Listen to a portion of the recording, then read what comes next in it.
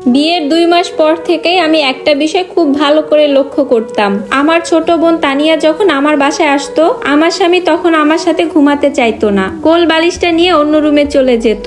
আর আমার সাথে না ঘুমানোর কারণটাও আমি বুঝতাম না। এরপর আমি আমার বোনকে গিয়ে যখন বলতাম তুই একা ঘুমাতে ভয় পাবি, তুই আমার সাথে ঘুমা, তখন সেও আমার সাথে ঘুমাতে চাইতো না। আমার ছোট বোন তানিয়া বলতো ওর পাশে কেউ থাকলে নাকি ওর ঘুম আসে না, তাই আমার সাথে ঘুমাতো না। এই বিষয়গুলো আমাকে ইদানিং খুব ভাবাচ্ছে। আমার স্বামী আজকে অফিস থেকে অনেক আগেই চলে এসেছে, অথচ অন্যদিন রাত 8টার আগে কখনোই তাকে আমি বাড়ি ফিরতে দেখিনি। রাতে খাবারের সময় যখন আমি আমার স্বামীকে বললাম আমি কিন্তু রাতে একা ঘুমাতে পারবো না, আমার একা ঘুমাতে ভয় লাগে, তুমি না হয় তানিয়া যে কোনো একজনকে আমার সাথে ঘুমাতে হবে, তখন আমার স্বামীর মুখটা, আমার বোনের মুখটা কেমন যেন কালো হয়ে গেল। তখন আর আমার বুঝতে কিছু বাকি রইল না। সত্যি যদি এই সন্দেহটা আমার ঠিক হয়, তাহলে আমার হয়তো আর বেঁচে থাকা হবে না। যাদেরকে আমি এত ভালোবেসে বেঁচে আছি তারাই যদি আমাকে ধোকা দেয়, তাহলে হয়তো হতভাগা মানুষ পৃথিবীতে আমার চেয়ে আর কেউ হবে না। এসব ভাবনার মাঝে আমার ছোট বোন আমাকে বলল, আপা তুই ভাত খেয়ে নে, আজকে আমি তোর সাথেই ঘুমাবো। আমি আর কিছু বললাম না, খেতে লাগলাম। রাতের বেলা আমার বোন আমার সাথেই ঘুমালো, আর আমার স্বামীও অন্য রুমে ঘুমালো। তবুও আমার মনে শুধু একটা ভয়ই কাজ করছে, আমার ধারণাটা যদি সত্যিই হয়ে যায়। তাই তো ঘুমানোর 1 ঘন্টা পরে আমি চমকে উঠে যাই একদম। পাশে আমার বোন নেই। যখন আমার বোনকে বিছানায় দেখলাম না, তখন বুকের ভিতরটা কেমন জানি করে উঠলো। আমার সন্দেহটাই তাহলে ঠিক হলো। তাই আমি বিছানা থেকে আস্তে আস্তে উঠে আমার স্বামীর রুমের দিকে এগিয়ে গেলাম। যখন দেখলাম আমার স্বামীর রুমের বাতিটা জ্বালানো, তখন আমার সন্দেহটা সত্যি বলে মনে হলো। আমি দরজার কাছে গিয়ে দেখলাম দরজা লাগানো। ঠিক তখনই আমার বোন পিছন থেকে আমার গায়ে হাত রাখলো। আমি ওকে দেখে কিছুটা কেঁপে উঠি, দেখে বুঝতে পারলাম ও বাথরুমে গিয়েছিল। আমি শুধু আমার বোনটাকে নিয়ে খারাপ চিন্তা করছি। আমার স্বামীও হয়তো ভুল করে বাতিটা নিভাতে ভুলে গিয়েছিল। আমি আর সন্দেহ না করে সেদিনের মতন আমি আর আমার বোন রাতের বেলা ঘুমিয়ে পড়ি। পরের দিন সকালবেলা আমার স্বামী আর আমার বোন বাসা থেকে একসাথে বের হবে। আমার স্বামী তার অফিসে যাবে আর আমার বোন তার একটা বান্ধবীর বাসা যাবে, একথা বলে বাসা থেকে বের হবে। আমি ভাবলাম অন্য কিছু, তাই আমার বোনকে আমি জিজ্ঞাসা করলাম এখানে তোর কোন বান্ধবীর বাসা। যদিও আমি ওর সব বান্ধবীকেই চিনি, কিন্তু এখানে কার বাসা সেটা আমি জানি না। আমি বললাম কোথায় যাবি? আমার বোন এমন একটা মেয়ের নাম বললো যাকে আমি চিনিই না। তারপর আমার স্বামী আর আমার বোন চলে গেল। বিকাল 3টার সময় আমার বোন বাসায় আসলো। যখন জানতে চাইলাম কি রে এত দেরি করলি কেন, তখন আমার বোন বলল অনেকদিন পর দেখা হয়েছে, তাই আসতে দিতে চাইলো না, জোর করেই চলে এসেছি। আমি আর বেশি কিছু জিজ্ঞাসা করলাম না। এরপর আমি গিয়ে আমার বোনের জন্য খাবার রেডি করছিলাম ডাইনিং টেবিলে। কিছু সময় পর দেখলাম আমার বোন গোসল করার জন্য ওয়াশরুমে গেল। যেই মেয়েটা অলসতার কারণে 2-3 দিন পর্যন্ত গোসলই করতো না, সেই মেয়েটা বান্ধবীর বাসা থেকে আসতে আবার গোসল করছে, এটা ভাবতে কেমন জানি অবাক লাগছে। আমার মনে হলো মেয়ে মানুষ সেহেতু কোনো সমস্যা হতেই পারে, যে কারণে হয়তো গোসল করছে। এর 30 থেকে 40 মিনিট পর আবার কলিং বেলের শব্দ হলো। আমি গিয়ে দরজা খুললাম, দেখলাম আমার স্বামী বাসায় আসলো। কোনো কথা না বলে আমার হাতে অফিসের ব্যাগ আর শার্টটা খুলে দিয়ে সেও আমার বোনের মতন গোসল করার জন্য বাথরুমে ঢুকলো। তখন আমার মনের সন্দেহটা ভূমিকম্পের মতন জেগে উঠলো। মনে হচ্ছিল আমার সংসারটাকে ভেঙে চুরে দিবে। আমি কাকে কি বলবো কিছুই বুঝতে পারছি না। আমি কি আমার বোনকে গিয়ে জিজ্ঞাসা করবো কি আমার স্বামীর সাথে এসব কথা? আমি ওকে কিছুতেই জিজ্ঞাসা করতে পারবো না। ও তো আমার ছোট বোনকে এসব কথা আমি কি করে জিজ্ঞাসা করি? শুধু সন্দেহের বশে এই কথাটাও তো আমি জিজ্ঞাসা করতে পারি না। কিন্তু আমি আমার স্বামীকে জিজ্ঞাসা করবো এই কথাটা। রাতের বেলা যখন আমার স্বামী বসে আছে, তখন আমি ওকে গিয়ে জিজ্ঞাসা করলাম তুমি কি আমার থেকে দূরে যেতে চাইছো? তখন আমার স্বামী আমার কপালে একটা চুমু দিয়ে বলল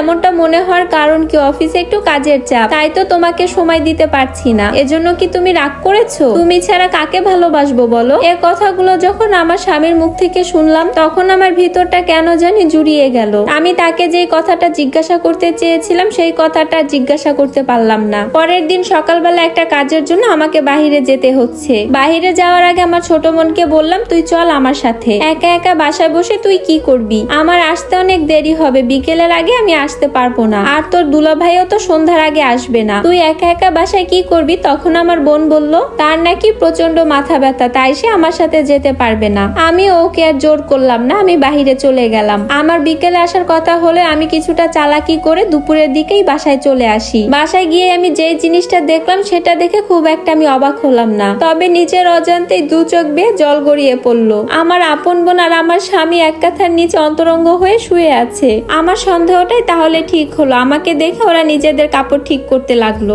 আর আলাদা হয়ে দূরে সরে গেল। আমি ওদেরকে না দেখার ভান করে সোজা ওয়াশরুমে চলে গেলাম। কান্নাটা থামছে, অনবরত চোখের পানি ঝরেই পড়ে যাচ্ছে।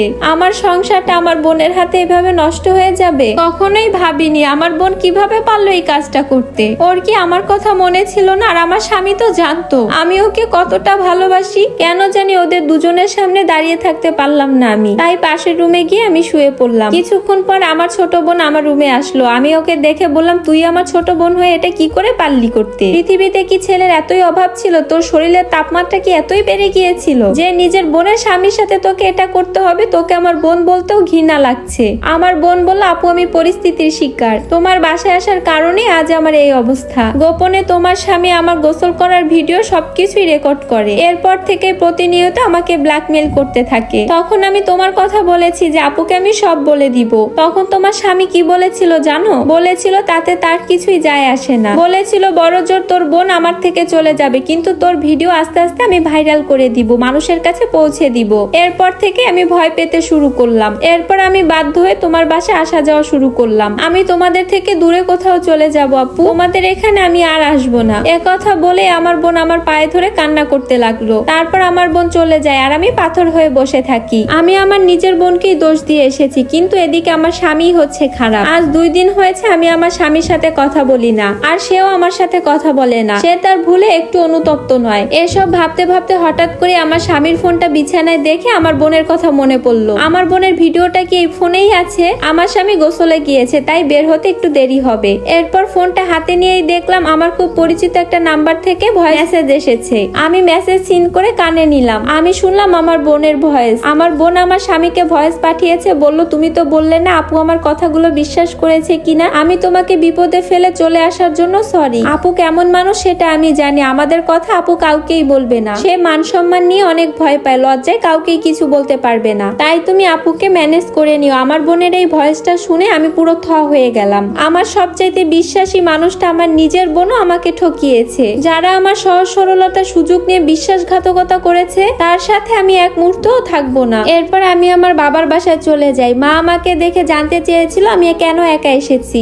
আমার ছোট বোন তখনও আমার দিকে নিরহর চোখে তাকিয়েছিল। মাকে আমি আর কিছু না বলেই রুমের ভিতরে ঢুকে গেলাম। আজ 7 দিন হয়েছে আমি আমার বাবার বাসায় এসেছি। এই 7 দিনে আমার স্বামী আমাকে একটিবারের জন্য কল দেয়নি, অথচ আমি আমার বোনকে দেখতাম কার সাথে যেন কথা বলে। আজ মা যাবে মামার বাসায়। আমার বোনকে এত করে বলার পরেও আমার বোন আমার মায়ের সাথে যাবে না। আমিও মায়ের সাথে গেলাম না, মা একা একা চলে গেল। এরপর বিকেলবেলা আমি আমার রুম থেকে বের হচ্ছিলাম, দেখলাম আমার স্বামী চলে এসেছে। আমি সামনে দাঁড়ালেও সে আমার সম্পর্কে কোনো কিছু জানতে চাইলো না। কেন না বলে চলে এসেছি এটাও জানতে চাইলো না। জানতে চাইলো শুধু আমার বোন তানিয়া কোথায়। আমি বললাম ও আমার বাবা মায়ের সাথে মামা বাসায় গিয়েছে, কিন্তু আমার স্বামী আমার কথা বিশ্বাস করলো না। আমার স্বামী বলল তানিয়া আমাকে ফোন করে বলেছে ওর মামার বাসায় যাবে না, বরং তুমিই যাবে, তাই নাকি আমার স্বামীকেও আসতে বলেছে। সে কিছুতেই আমার কথা বুঝতে চাইলো না, বলল আমি তোমাকে ডিভোর্স দিয়ে আমি তানিয়াকে বিয়ে করব, আর তাতে নাকি আমার বোনও রাজি। আমি আর আমার স্বামীকে কিছু বললাম না। আমি ওকে বললাম আমি তোমার পছন্দের একটা জিনিস রান্না করেছি, যেটা তুমি সবচাইতে বেশি পছন্দ করো, খেয়ে দেখো তোমার অনেক ভালো লাগবে। সে আর কিছু বললো না, খেতে চলে আসলো ডাইনিং টেবিলে। আমার সামনে আমার স্বামী খুব তৃপ্তি নিয়ে খাচ্ছে। বুঝতে পেরেছি আমার স্বামী রান্নাটা খুব ভালো লেগেছে। আমার স্বামী বলল রান্না একটু লবণ বেশি হয়েছে। আমি বললাম মানুষের মাংস তো, তাই একটু লবণ বেশি হয়েছে।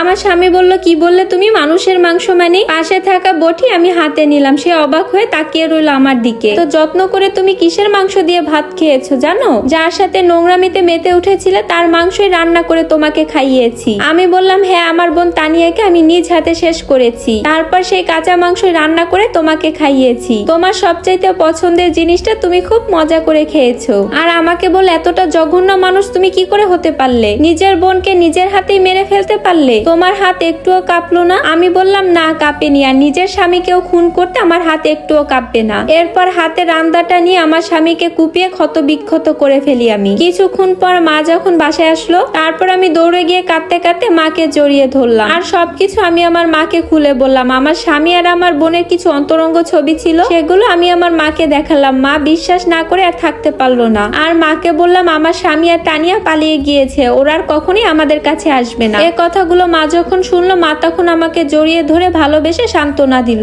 আপনাদের কাছে এই প্রশ্ন রয়ে গেল, এই কাজটা কি আমি ভালো করেছি নাকি খারাপ করেছি?